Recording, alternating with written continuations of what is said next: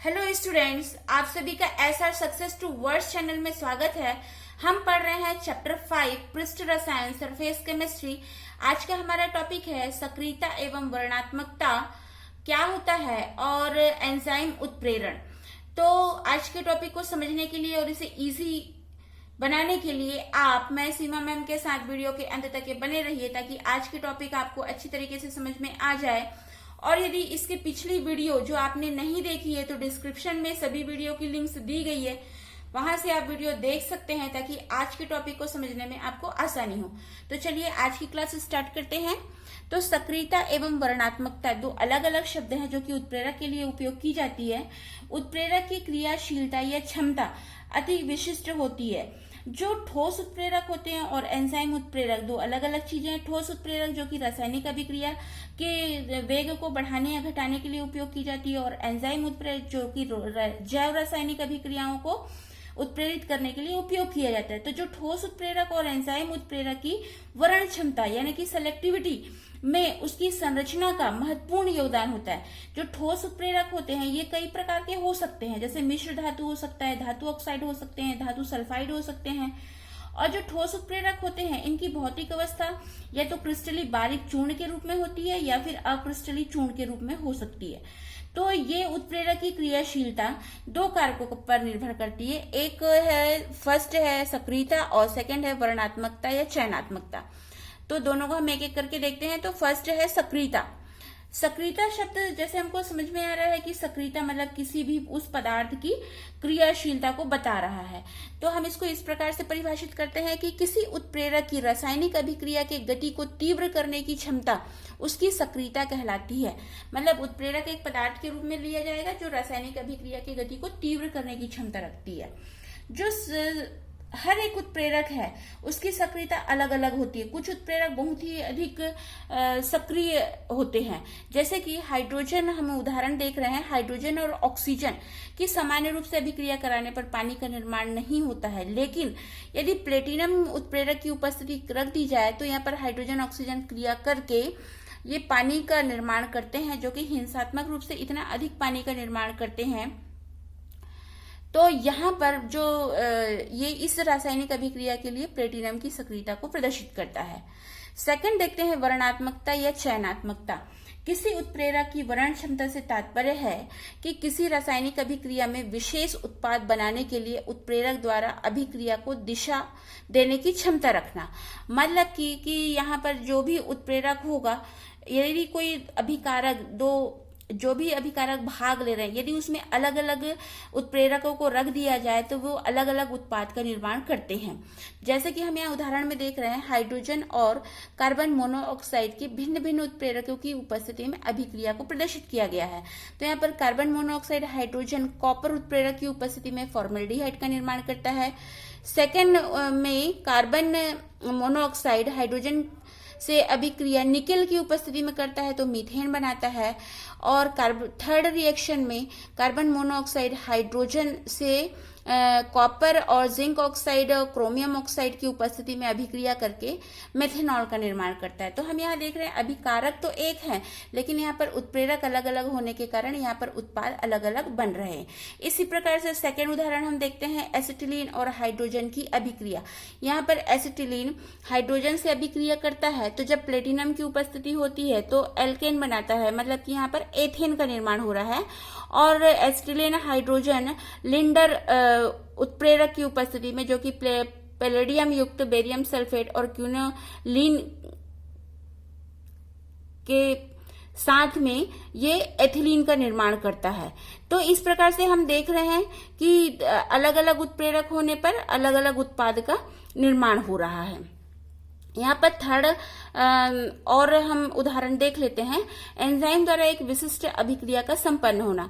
मतलब एंजाइम जो कि जैव रासायनिक अभिक्रियाओं को उत्प्रेरित करता है, तो यहाँ पर स्टार्च डाइस्टेज एंजाइम की उपस्थिति में माल्टोज का निर्माण करता है। माल्टोज माल्टेज एंजाइम की उपस्थिति में ग्लूकोज बनाता है और ग्लूकोज जाइमेज एंजाइम की उपस्थिति में एथिल अल्कोहल और कार्बन डाइऑक्साइड का निर्माण करता है। तो इस प्रकार से हम देख रहे हैं कि जो भी उत्प्रेरक का रूप में जो भी कार्य कर रहा है, अलग अलग आपका अभिकारक के अणु एक ही है, लेकिन उत्प्रेरक अलग अलग होने पर यहाँ पर अलग अलग उत्पाद का निर्माण हो रहा है। तो यहाँ पर इससे यही पता चल रहा है कि जो उत्प्रेरक है वह एक सेलेक्टिव, एक चयनात्मक या एक वर्णात्मक अभिक्रिया के लिए ही होता है। आगे हम देखते हैं जियोलाइटों का आकृति वर्णात्मक उत्प्रेरण।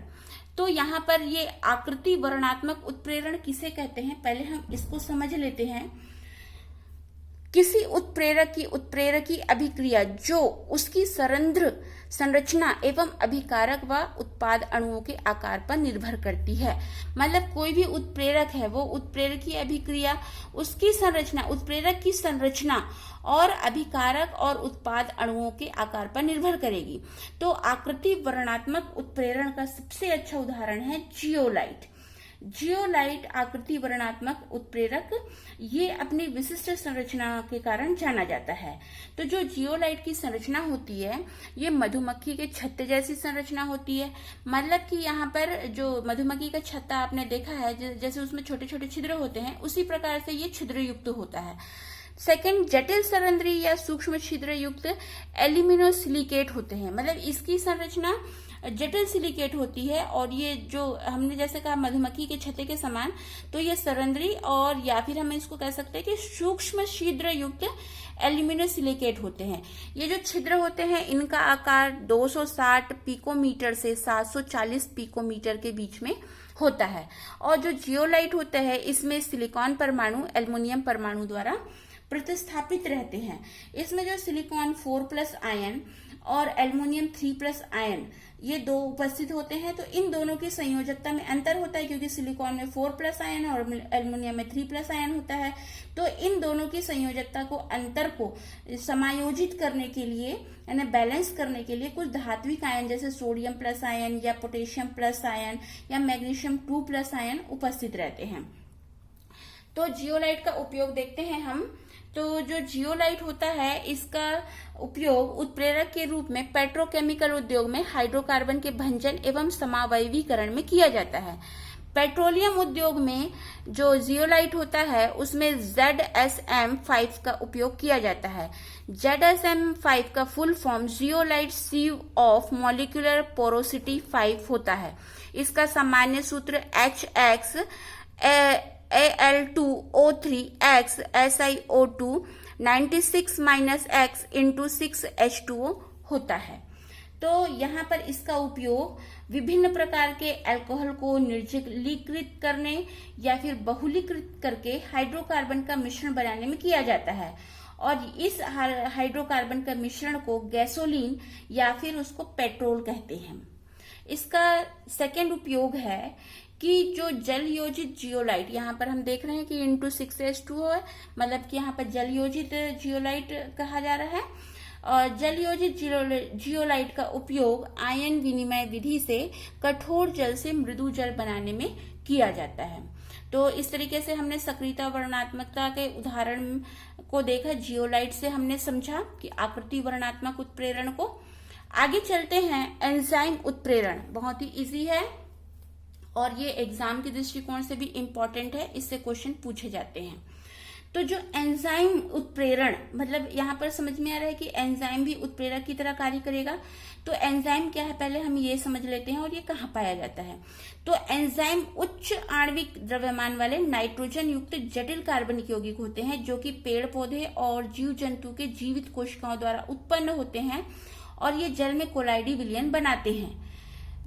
जब किसी अभिक्रिया में एंजाइम उत्प्रेरक का कार्य करता है तो इस प्रक्रम को एंजाइम उत्प्रेरण कहते हैं।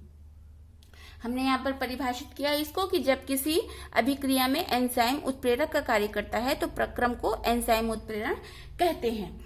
चूंकि यह जो एंजाइम है ये उच्च अणुभार युक्त जटिल कार्बनिक यौगिक है, मतलब कि ये एंजाइम प्रोटीन होते हैं, क्योंकि प्रोटीन जो है नाइट्रोजन युक्त जटिल कार्बनिक यौगिक होता है। और ये जीवित कोशिकाओं में उत्पन्न होते हैं। तो जीवित कोशिकाओं में उत्पन्न होने के कारण इसे मुख्य रूप से जैव रासायनिक अभिक्रियाओं को उत्प्रेरित करता है और इसे इसीलिए जैव उत्प्रेरक भी कहा जाता है। तो यहाँ पर उत्प्रेरक और एंजाइम उत्प्रेरण में कंफ्यूज नहीं होना है। जो उत्प्रेरक होते हैं वो रासायनिक अभिक्रियाओं को उत्प्रेरित करते हैं और जो एंजाइम होते हैं ये हमारे आपके शरीर में होने वाली रासायनिक अभिक्रियाओं को या पेड़ पौधे और जीव जंतु के शरीर में होने वाली रासायनिक अभिक्रियाओं को उत्प्रेरित करते हैं। तो हम इसको उदाहरण से समझते हैं। जैसे यहाँ पर सुक्रोज इन्वर्टेज एंजाइम की उपस्थिति में ग्लूकोज और फ्रक्टोज में परिवर्तित होता है। ग्लूकोज जाइमेज एंजाइम की उपस्थिति में एथिल अल्कोहल और कार्बन डाइऑक्साइड का निर्माण करता है। इस प्रकार से बहुत से एंजाइम होते हैं, जैसे हमने इन्वर्टेज और जाइमेज की बात की। उसी प्रकार से जैसे हमारे आमाशय में पेप्सिन एंजाइम होता है जो कि प्रोटीन को एमिनो अम्ल में चेंज करता है। ट्रिप्सिन एंजाइम होता है जो कि आंतों में प्रोटीन को एमिनो अम्ल में चेंज करता है। इसी प्रकार से जो यूरिएज एंजाइम है ये यूरिया को अमोनियम कार्बोनेट में परिवर्तित करता है। तो इस प्रकार से हम देखते हैं कि जो एंजाइम होते हैं ये invertase, amylase, maltase, lactase, urease, carbonic anhydrase, pepsin, trypsin, nucleus, ऐसे बहुत से एंजाइम होते हैं। तो ये एंजाइम क्यों कहलाते हैं, तो इनकी कुछ विशेषताएं होती है। हम इन विशेषताओं को देख लेते हैं। तो फर्स्ट, मूल रूप से प्रोटीन होते हैं। तो हमने अभी बताया आपको कि ये एंजाइम उच्च आणविक द्रव्यमान वाले नाइट्रोजन युक्त जटिल कार्बनिक यौगिक होते हैं। तो ये मूल रूप से प्रोटीन होते हैं जो कि जीवित कोशिकाओं में उत्पन्न होते हैं। एंजाइम का एक अणु अभिकारक के 10 लाख अणुओं को प्रति मिनट परिवर्तित कर सकता है। मतलब 1 मिनट में जो यदि अभिकारक के 10 लाख अणु उपस्थित हैं तो एंजाइम का एक अणु ही उस अभिकारक अणु को उत्पाद में तोड़ने के लिए सक्षम होता है। सेकंड देखते हैं, जैव रासायनिक अभिक्रियाओं को ही उत्प्रेरित करता है। जो एंजाइम होते हैं ये रासायनिक अभिक्रियाओं में भाग नहीं लेते हैं। जैसे हमने देखा अमोनिया निर्माण की हैबर विधि या सल्फ्यूरिक अम्ल निर्माण की संपर्क विधि या शीर्ष कक्ष विधि, ये सभी रासायनिक अभिक्रियाएं हैं। और एंजाइम को बोला जा रहा है कि ये जैव रासायनिक अभिक्रियाओं को उत्प्रेरित करते हैं, क्योंकि जैव रासायनिक अभिक्रियाएं जीवित कोशिकाओं में होती है, तो इसलिए जैव रासायनिक अभिक्रियाओं को ही उत्प्रेरित करता है। थर्ड, कोलाइड विलयन बनाने की प्रकृति। तो जो एंजाइम होते हैं इनमें कोलाइड विलयन बनाने की प्रकृति होती है, क्योंकि एंजाइम द्वारा जो उत्प्रेरित अभिक्रियाएं होती हैं वे विषमांगी उत्प्रेरण के अंतर्गत आती हैं।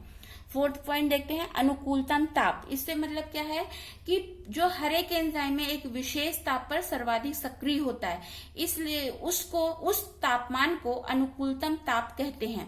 तो अधिकतर एंजाइम के लिए अनुकूलतम ताप 298 केल्विन से 210 केल्विन के बीच में होता है। नेक्स्ट फिफ्थ पॉइंट है, सह एंजाइम, जो एंजाइम की क्रियाशीलता को बढ़ाते हैं। मतलब यहाँ पर क्या है, जो एंजाइम में उपस्थित अप्रोटीनी भाग होते हैं। मतलब हमने कहा एंजाइम प्रोटीन होते हैं, तो एंजाइम में कुछ अप्रोटीनी भाग होते हैं, मतलब जिसमें प्रोटीन उपस्थित नहीं होता है, वो अप्रोटीनी भाग को सह एंजाइम कहते हैं। जो सह एंजाइम होते हैं ये एंजाइम की क्रियाशीलता को बढ़ाते हैं। जैसे हमने पढ़ा था कि जो उत्प्रेरक होते हैं, उत्प्रेरक के लिए उत्प्रेरक वर्धक होते हैं जो उत्प्रेरक की क्रियाशीलता को बढ़ाते हैं, उसी प्रकार से एंजाइम की क्रियाशीलता को बढ़ाने के लिए सह एंजाइम होते हैं। नेक्स्ट 6 पॉइंट है, एंजाइम उत्प्रेरक ऊष्मा एवं परावैंगनिक किरणों द्वारा नष्ट हो जाते हैं। यदि एंजाइम जो जैव रासायनिक अभिक्रियाओं में भाग ले रहा है, यदि इसको ऊष्मा दी जाए या फिर परावैंगनिक किरणें दी जाए तो एंजाइम जो है नष्ट हो जाता है। 7 पॉइंट है, एंजाइम की उत्प्रेरकी क्रियाशीलता अत्यंत विशिष्ट। मतलब कि एंजाइम जो है एक उत्प्रेरकी क्रियाशीलता इसकी अत्यंत विशिष्ट होती है। क्यों होती है?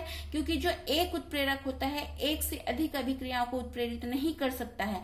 मतलब जैसे हम यहाँ पर उदाहरण में देखें कि सुक्रोज इन्वर्टेज एंजाइम की उपस्थिति में ग्लूकोज और फ्रक्टोज में परिवर्तित हो रहा है। यदि यहाँ पर कोई दूसरा एंजाइम होगा तो ये परिवर्तन नहीं होगा। उसी प्रकार से जैसे हमने देखा ग्लूकोज जाइमेज एंजाइम की उपस्थिति में एथिल अल्कोहल और कार्बन डाइऑक्साइड का निर्माण करता है। तो यहाँ पर जो एंजाइम होते हैं इनकी जो क्रियाशीलता है ये विशिष्ट होती है। मतलब एक रासायनिक जैव रासायनिक अभिक्रियाओं को उत्प्रेरित करने के लिए एक ही उत्प्रेरक आवश्यक है, एक ही एंजाइम आवश्यक है। नेक्स्ट 8 पॉइंट है अनुकूलतम पीएच। अनुकूलतम पीएच से तात्पर्य है कि जो हर एक एंजाइम है एक विशिष्ट पीएच मान पर सर्वाधिक क्रियाशील होता है, जिसे अनुकूलतम पीएच कहते हैं। और एंजाइम का पीएच 5 से 7 के मध्य में होता है। तो इस तरीके से हमने एंजाइम उत्प्रेरकों की विशेषताओं को समझे। एंजाइम उत्प्रेरण की क्रियाविधि। अब जो ये एंजाइम उत्प्रेरण होते हैं इनकी क्रियाविधि किस प्रकार से चलती है। जो एंजाइम उत्प्रेरित अभिक्रिया है ये विषमांगी उत्प्रेरण के अंतर्गत आती है, ये हम जानते हैं। और ये विलयन में एंजाइम कोलाइडी अवस्था में रहते हैं। तो जो आधुनिक धारणा है इनके अनुसार जो एंजाइम के कोलाइडी कण में सक्रिय केंद्र होते हैं। मतलब जैसे हम यहाँ पर चित्र में हमको एंजाइम उत्प्रेरण की क्रियाविधि का प्रदर्शन दिखाया गया है। तो यहाँ पर जो एंजाइम होते हैं, एंजाइम में ये सक्रिय केंद्र होते हैं। तो यहाँ पर इस सक्रिय केंद्रों में जो अभिकारक होते हैं यानी कि सबस्ट्रेट, यहाँ पर आपको दिखाया गया है ई एंजाइम, एस सबस्ट्रेट यानी अभिकारक, ये अभिक्रिया करके एंजाइम सबस्ट्रेट कॉम्प्लेक्स का निर्माण करते हैं। और फिर ये आगे अभिक्रिया जब हो जाती है तो फिर ये एंजाइम अलग हो जाता है और प्रोडक्ट का निर्माण कर लेता है। तो यहाँ पर जो एंजाइम होते हैं इसमें सक्रिय केंद्र होते हैं और इसी के अनुसार से अभिकारक के अणु इसमें फिट हो जाते हैं। और ये फिट होने पर ये एंजाइम और सबस्ट्रेट कॉम्प्लेक्स बना लेते हैं। और फिर जब अभिक्रिया हो जाती है तो एंजाइम अलग हो जाता है और प्रोडक्ट अलग बन जाता है। ये जो एंजाइम उत्प्रेरण की क्रियाविधि है ये ताला चाबी के सिद्धांत पर कार्य करता है। जिस प्रकार से हम एक ताले में कोई भी चाबी को नहीं लगा सकते हैं, एक विशिष्ट चाबी ही उसके लिए बनाई जाती है, उसी से ही ताला खुलता है। उसी प्रकार से जो एंजाइम होते हैं, एंजाइम में जो सक्रिय केंद्र होते हैं उसमें एक विशिष्ट अभिकारक ही क्रियाशील होता है। तो इस प्रकार से एंजाइम सबस्ट्रेट से क्रिया करके एंजाइम सबस्ट्रेट कॉम्प्लेक्स बना करके लास्ट में जब रासायनिक अभिक्रिया संपन्न हो जाती है तो एंजाइम अलग हो जाता है और प्रोडक्ट अलग हो जाता है। प्रोडक्ट यानी उत्पाद अलग हो जाता है। तो इस प्रकार से आज हमने सक्रियता एवं वर्णनात्मकता और एंजाइम उत्प्रेरण को समझा। तो आपको वीडियो पसंद आया तो लाइक कीजिए, शेयर कीजिए और मेरे चैनल को आप फर्स्ट टाइम वॉच कर रहे हैं तो सब्सक्राइब कीजिए और बेल आइकन को प्रेस कीजिए ताकि वीडियो की नोटिफिकेशन आपके पास सबसे पहले मिले। Thanks for watching this video.